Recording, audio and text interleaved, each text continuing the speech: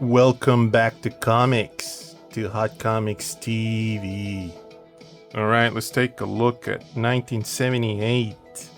So, through science fiction, through heavy metal, all $1.50 in all its glory back then. Can you imagine? Had this time fly, huh? Alright, so this magazine has been in my possession with a bunch of other magazines of the heavy metal collection. I inherited them through my parents, through my dad. It was my dad's collection. And I had access to these things when I was a teenager. Obviously, when I was a little kid, I never really saw these. And I was impressed, to say the least, with the artwork. I was inspired to see it as well.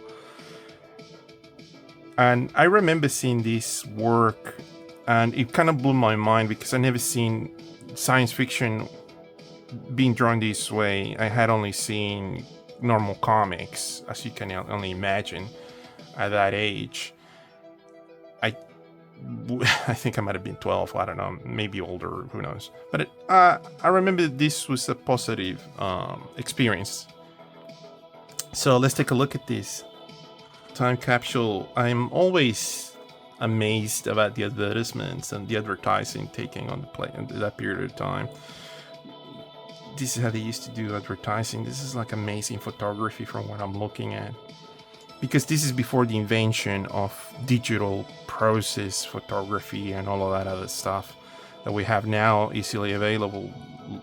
Anyway, I'm not going to get into those details, but yeah.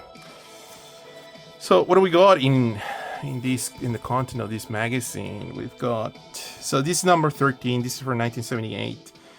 I have lost a few of these issues over the years due to whatever reasons, but yeah, this is one of the ones that I still got. So anyway, let's see. We got Chainmail, we got Corben, obviously. We got Jerry Cornelius, so we got the Airtight Garage by Giraud, Mœbius. We got Druillet, and Picoteau, Goffed, Morrow, Sean Kelly, Forrest, Robert Morello, and Rick Bryant.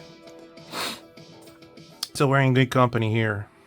And underground comics being advertised through the heavy metal magazine. Look at this. So we've got the Rover Crumbs comics being advertised through that. I've seen these before. Anyway, interesting what they got in these advertisements.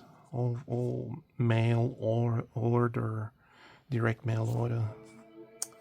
What do we got here? We got Druillet working.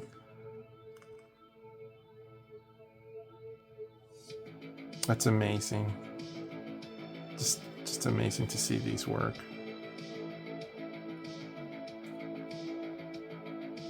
Just amazing work. Wow. Look, posters by Frank Frazetta, and they're all inverted. Must have been some sort of print error. You got Barry Smith.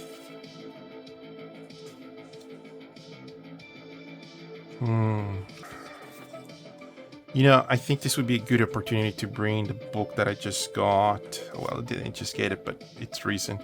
Let me post this video. Sorry about this. And I'm back. Okay, so this is the new collection by Dark Horse. Check out the dust jacket. I'm gonna be showing these later on. I haven't done the recording that I was supposed to be doing. Work, you know, and all sorts of other scheduled things. Okay, this would be at the end. So Jose Villarrubia was the one who did the color adaptation for this book. Oh, how am I gonna do this? Let's do the comparison here. Okay, here we go. And it had to be glossy paper. Okay. So we've got, okay, wow. Look at the original printing opposed to the new collection. So, wow, that's unbelievable. So Jose Villarubia is a master colorist. He's a designer. He works, pretty sure he's doing tuition at one of the universities, and he's just been talking about the color process of these things. And he wanted to be very, very respectful and very one-to-one to do accurate reproduction of it. But this, to me, the original heavy metal reproduction is really burnt, a lot darker. You can sort of see a lot of the detail being lost. Whether this one's just showing a lot of more of the media. It's got more red. The magenta sort of being reproduced a little bit, being reproduced a little bit darker on this one. Interesting to say the least. Oh my god, I can't show nothing on this.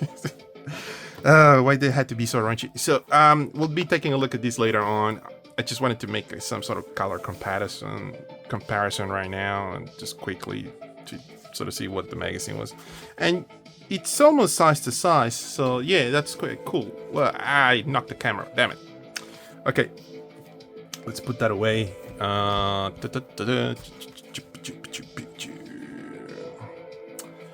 Alright, that's it. Whoa, okay. We took a look at the Airtight Garage collection that was on the Mœbius book for our sack a couple of videos ago. Just go take a look at that. And this was my first time I ever saw this. The artwork of Giraud of Mœbius, and to this day, every time I see expressive stuff like that done with very heavy inking on like a dash lines, I'm always impressed. It's beautifully crafted, beautifully drawn, unbelievable. So what was there for sale back then? Okay, Psycho Rock or Sack is very expensive these days. $6. I mean, it's almost $7, but yeah. Conquering Armies, yeah, that was included on the Metal Orom. Ulysses. We gotta talk about the Ulysses craze of the late 70s and early 80s. Odysseus or Ulysses 31.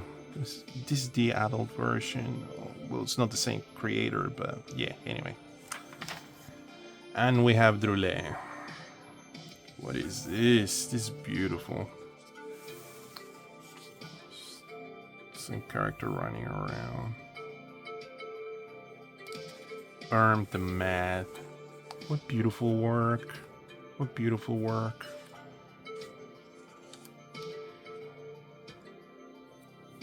What a master Druillet.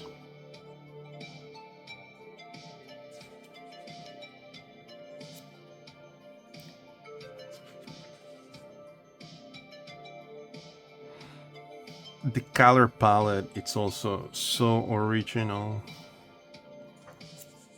It's famous. Beautiful drawing. Let's turn it around again.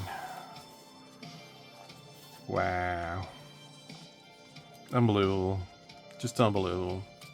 And this must have been massive, because Druillet works at such a large scale.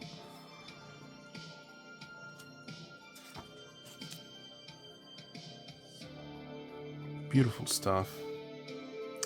Supply and dry media. I think from what I understand is that he would have had a copy of these, and then he would have done the color separation of it as a separate color process, because he's using wet media. Maybe he's using wash, maybe he's using acrylics just to do the coloring, but the inking was done separately. And I dare to say that Corben worked at that same level of process.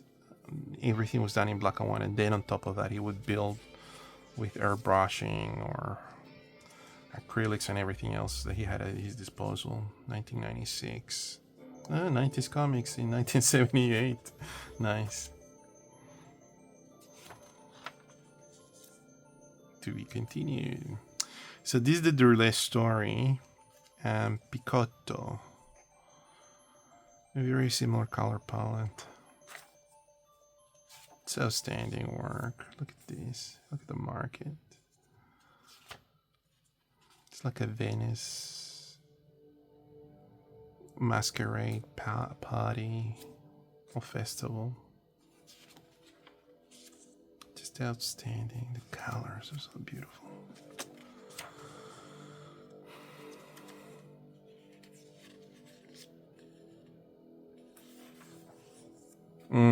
So, and he's doing it now in English. The card title on the top, the marquee.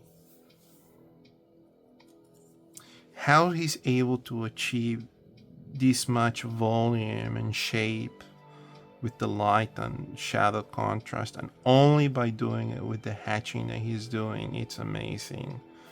He's projecting space in a negative, like in an opposite of a negative way, so everything's white, and it just pops so much. It's just masterfully crafted, beautiful inking work.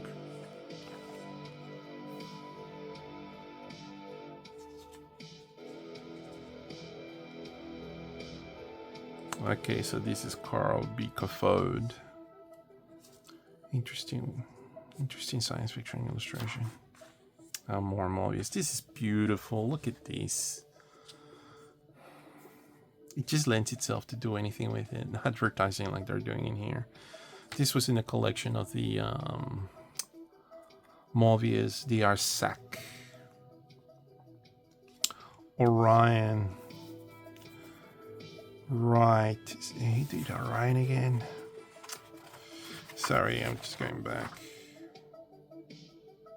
Moro, right. I want to get into this sort of series. I've only experienced this through heavy metal.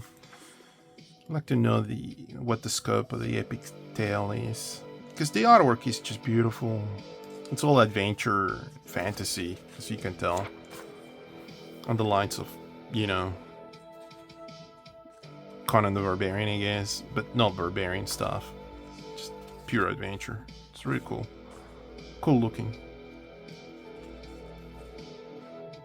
Paradise 9. Yeah, this is an odd collection. It's got like a bunch of creators in this.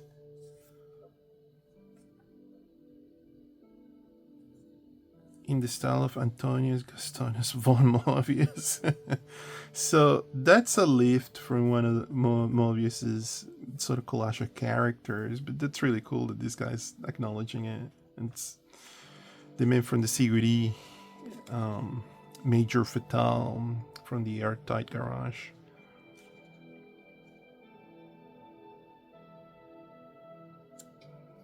Nicole Chevalier.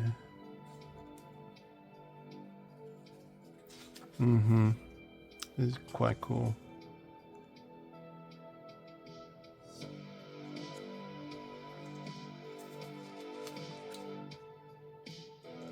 Humanoids edition, so they still kept the French and English.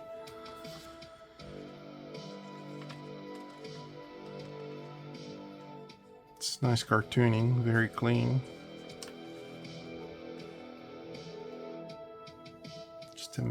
Just amazing work. And Mœbius, the flora of Paradise 9. So here he's like using the Major Fatal.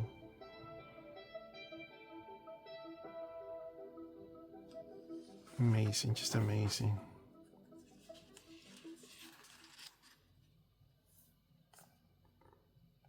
Beautifully drawn.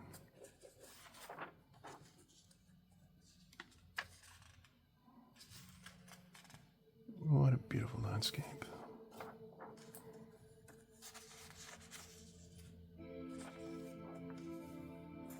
All standing.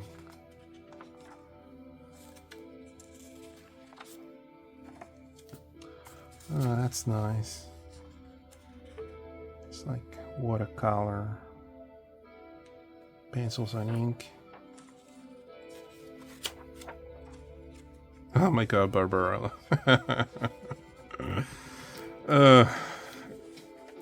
I think I've seen this magazine a million times, and every time I see it, I'm like, what's going on? It's amazing. I'm not gonna go. I'm gonna go quickly through this one. So yeah, she has an encounter with a man, and then literally comes with a baby. Wow, heavy metal magazine t-shirts. Yeah. Send me one, heavy metal. Beautiful. All right, that's it. With the Association of the Humanoids. Heavy metal 1978. Who would have thought? Thank you so much for your time. Thank you for watching. Please like and subscribe. Till next time. Bye-bye.